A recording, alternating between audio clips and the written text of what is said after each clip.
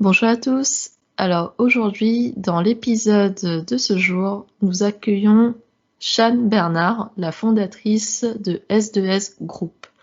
Donc je vais lui donner la parole. C'est une spécialiste sur le marketing digital chinois, notamment sur la partie social media avec WeChat, les KOL.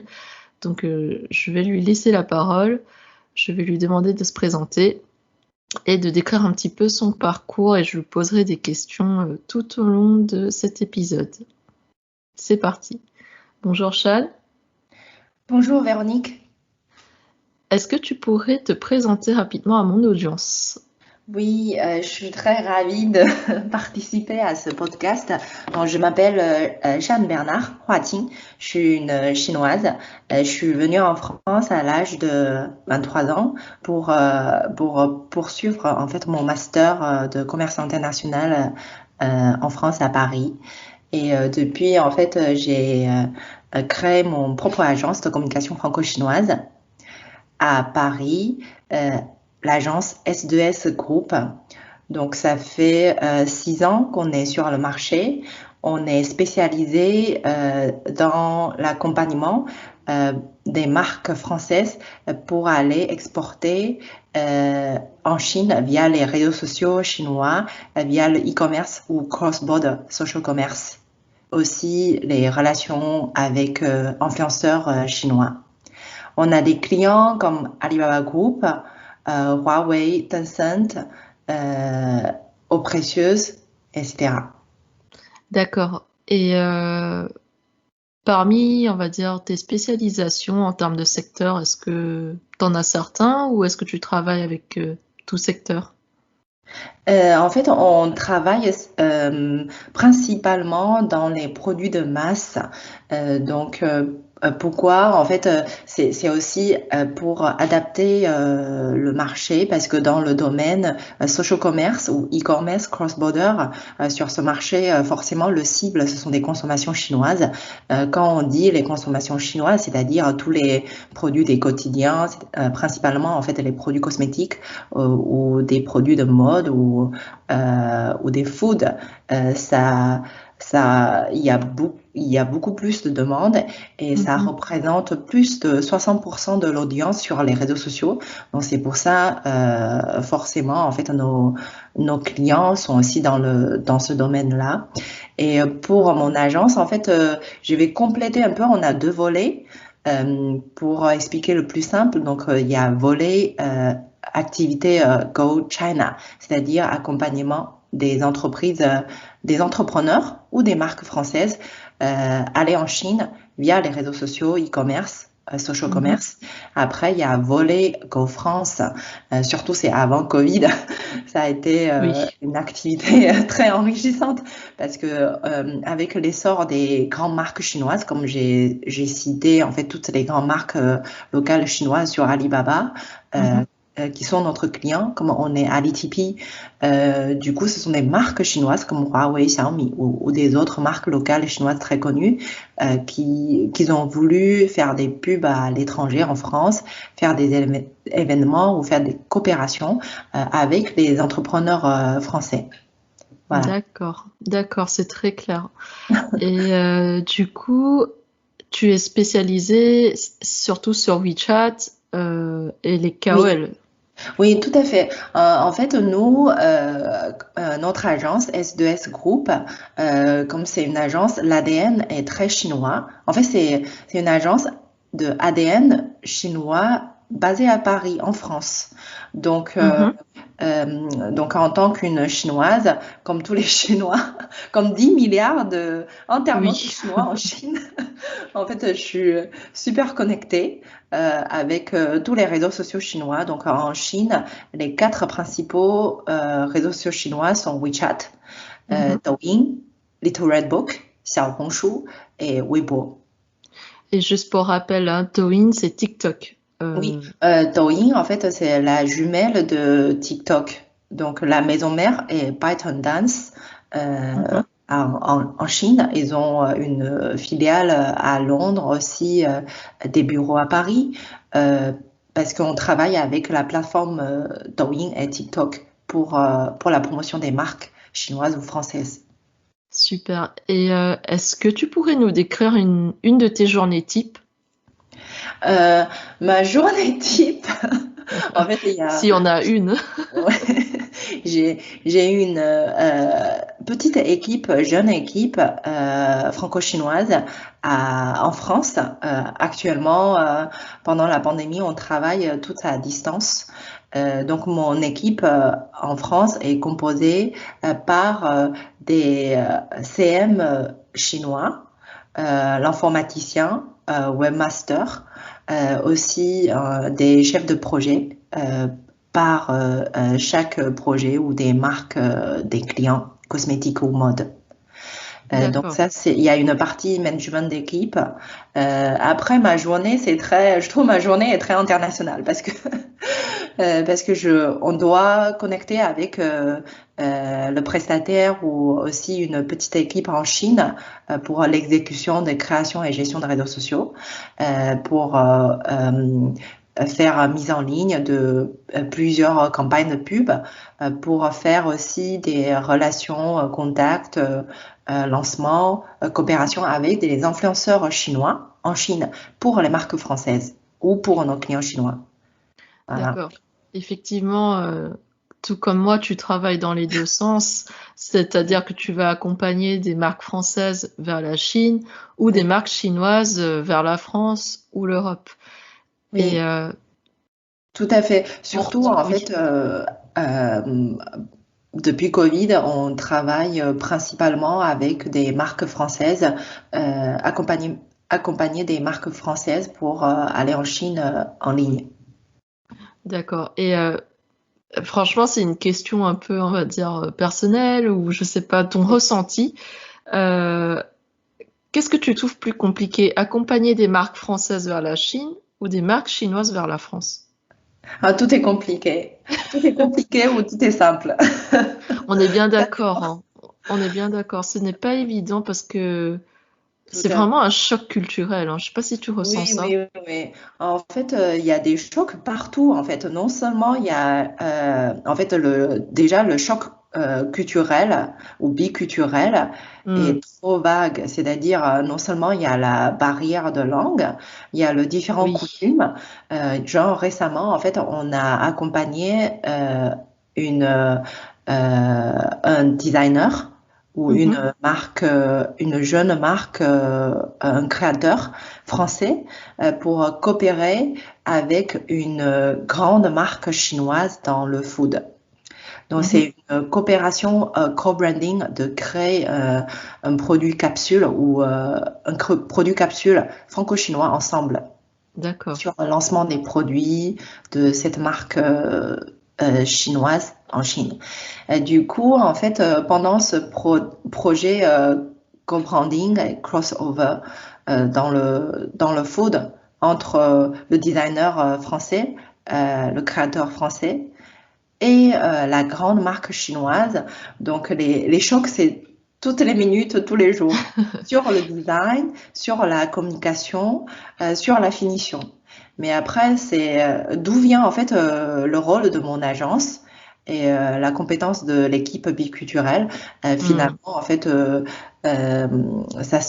finalement, c'est très bien passé. Le projet, on a accompagné. Déjà, ça fait un mois et demi passé. Le mhm. contrat est déjà signé, le produit va bientôt sortir. Super.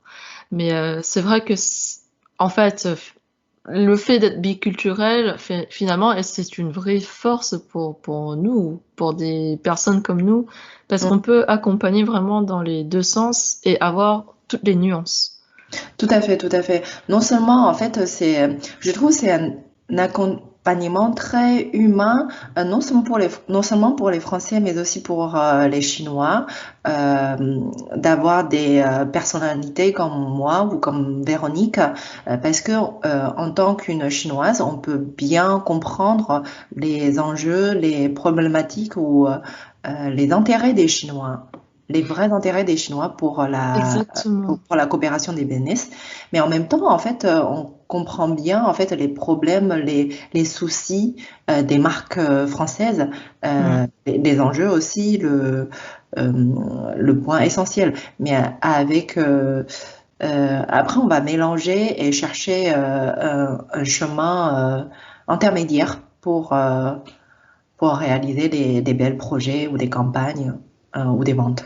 Exactement, parce que comme on est, comment dire, biculturel, hein, finalement, Mm, les marques françaises ont certaines problématiques typiques à la France, à la culture mm, française, mais en même temps, comme on a un background chinois, on a eu une éducation chinoise, on mm. comprend aussi certaines coutumes traditionnelles, certaines valeurs, certaines choses à faire ou à ne pas faire avec les Chinois, la population native, si j'ose dire. Oui, oui, tout à fait. Surtout maintenant, on travaille beaucoup sur les réseaux sociaux chinois en ligne et du coup, c'est un phénomène ou c'est un marché qui a presque bouleversé ou beaucoup évolué pendant le Covid.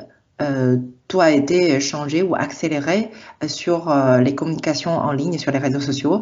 Il y a plein d'outils. Il y a aussi le remontée des pouvoirs de tous les influenceurs chinois, KOL ou KOC, c'est-à-dire Key Opinion Leader et Key Hmm. Opinion Consumer. Donc les live streamers. Maintenant, ils ont des pouvoirs phénoménaux sur les réseaux sociaux chinois. C'est un point, en fait, les marques françaises Hmm. n'arrivent pas à imaginer parce qu'en France, on a sur Facebook, Instagram ou Twitch, il y a pas mal d'outils, mais en Chine, il y a 100 fois ou 1000 fois ou 10 000 fois plus. C'est Euh, vrai. donc c'est pour ça que par rapport à l'accompagnement des clients ou des marques françaises, non seulement euh, on a les activités, les services à proposer, c'est-à-dire création et gestion pour Mhm. l'accompagnement de la vente ou live streaming. Mais on a aussi un rôle très important là, sur la rééducation, formation et la compréhension sur ce nouveau marché porteur. Bien sûr, bien sûr. Et c'est justement un point sur lequel j'allais appuyer parce que sur la Chine, tout le monde voilà, est intéressé, tout le monde voudrait essayer, voudrait y aller, mais il y Mm, a vraiment une phase en fait de formation et d'information à donner, de sensibilisation, parce qu'on mm. ne peut pas faire comme un projet qu'on ferait pour un marché européen ou même le marché français. Tout à fait, tout à fait. Mm. Euh, c'est pour ça, en fait, je pense que moi et Véronique, on est dans le même problématique, c'est-à-dire la formation ou la rééducation, on propose aux clients français, les marques françaises, Mm. c'est genre l'apprentissage de Python, etc. C'est pas une simple formation. Dans mon côté aussi, l'apprenti dans les réseaux sociaux, c'est aussi pour les clients qui peuvent euh, à eux-mêmes de prendre en main, de trouver les bons contenus, des mots-clés adaptés au marché chinois, de faire C'est ça. un bon référencement sur le Baidu. À la suite, accompagner des plans de contenus sur les réseaux sociaux, en même temps de planifier tous les étapes sur e-commerce ou cross-border. C'est pour ça, en fait, la route de réussite, c'est étape par étape, mais on ne peut pas ignorer chaque étape. Exactement. Et en plus de ça, si j'ose dire, on a nos stratégies de marketing digital, mais avant ça, il y a la Mm, création de sociétés, il y a l'obtention tout à de fait. la licence ICP, ce genre de choses. Mm, Il y a mm, quand même beaucoup d'administratifs, en fait, pour mm. arriver sur le marché chinois Tout avant à fait, tout à fait, tout de à fait. parler de stratégie. Oui, Mm. parce que maintenant, le marché chinois, c'est comme le marché européen, comme le marché aux États-Unis, c'est-à-dire, si vous voulez réussir, c'est déjà plus un marché de Eldorado, c'est un marché très Oui, complexe, très réglementé. Donc, si vous voulez réussir, donc, vous devez investir correctement avec des bons prestataires législatifs, dépôt la marque, protéger votre marque, faire des étapes comme en France avec des prestataires biculturels ou locaux. C'est l'investissement C'est ça, c'est non primordial. négligeable, mais c'est un investissement pour le moment. Ça va rapporter, si tout est bien fait, ça va rapporter 10 fois, 100 fois ou 1000 fois plus que le marché français ou celui de européen. Exactement. Et j'avais une dernière question pour toi. Oui. Pourquoi est-ce que tu as choisi de te spécialiser sur WeChat?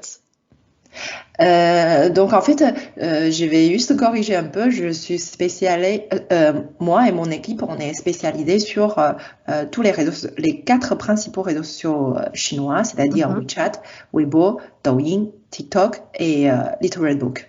Oui. Donc parce que en fait, on suit le marché. Parce que dans ce marché, maintenant dans le e-commerce, dans le export, on ne peut pas négliger ces outils. Bien C'est sûr. pour ça on est dessus. Après, en fait, c'est une passion. Personnellement, je veux dire, mon agence a été une agence de pub traditionnelle, mais avec l'évolution du marché, les clients, surtout en fait l'évolution des outils en Chine. Forcément, en fait, finalement, Tu on t'es est adapté. Oui, tout à fait. D'accord. Je te remercie beaucoup pour, en tout cas, toutes ces informations hyper intéressantes. Merci. Et pour clôturer, on va dire, cet épisode, vous avez bien vu que voilà, pour arriver sur la Chine, ce n'est pas que Baidu. Bien évidemment, Baidu sur le référencement naturel, c'est important pour les grandes marques, mais il faut coupler cette stratégie de référencement naturel sur Baidu avec du WeChat, avec les réseaux sociaux, parce qu'aujourd'hui, la Chine, ce n'est pas qu'un seul outil, mais c'est plusieurs outils en même temps. Donc, je vous remercie pour l'écoute. Et si vous voulez en savoir plus sur le référencement naturel, je vous invite à consulter mon ouvrage Gestion du SEO. Et si c'est le marché chinois qui vous intéresse, il y a mon ouvrage SEO Baidu qui vous attend. Merci beaucoup et bonne écoute à tous.